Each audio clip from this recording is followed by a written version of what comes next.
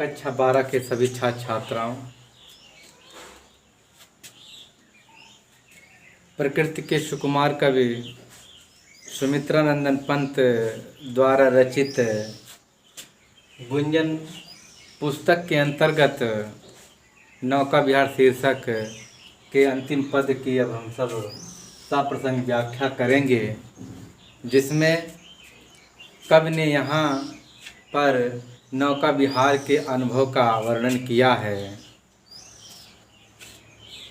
जिस तरह से नदी में नाव द्वारा भ्रमण किया जाता है, उसी प्रकार ये जीवन होता है।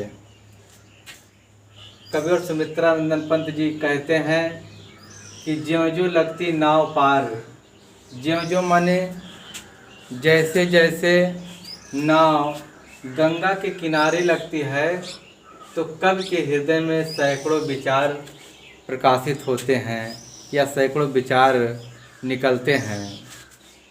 जैसे जैसे नाव गंगा के किनारे लगती है, वैसे वैसे कवि के हृदय में सैकड़ों विचार प्रकट होते हैं कि इस धारा से जग का क्रम, इसी धारा के समान ही इस संसार का क्रम है। इस धारा के समान ही संसार का क्या है? क्रम है।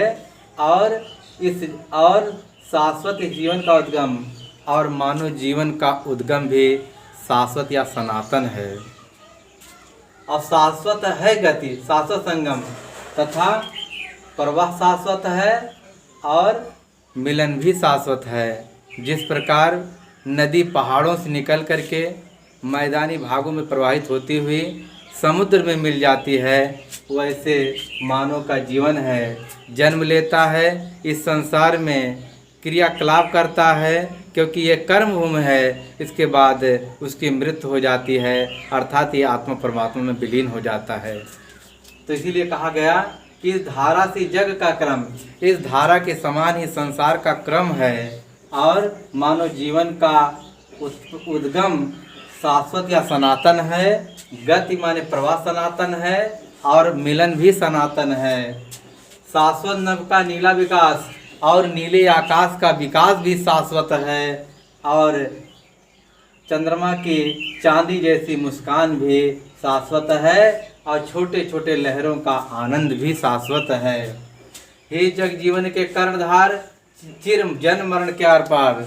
कवि के मन में या कवि भावनाओं के सागर में डूब गया और सोचने लगा कि हे संसार की जीवन रूपी नौका को चलाने वाले भगवान, जन्म के बाद सदैव मृत्यु और मृत्यु के बाद सदैव जन्म,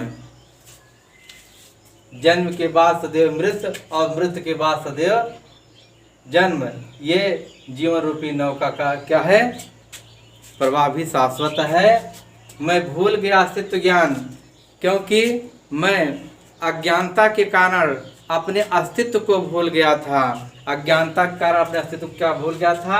और ये जीवन का प्रमाण भी शाश्वत है और स्वयं इसका अनुकरण करके जीवन रूपी नौका या नौका विहार का अनुकरण करके मुझे अमरत्व की प्राप्त हो गई। अमरत्व की क्या हो गई? प्राप्त हो गई।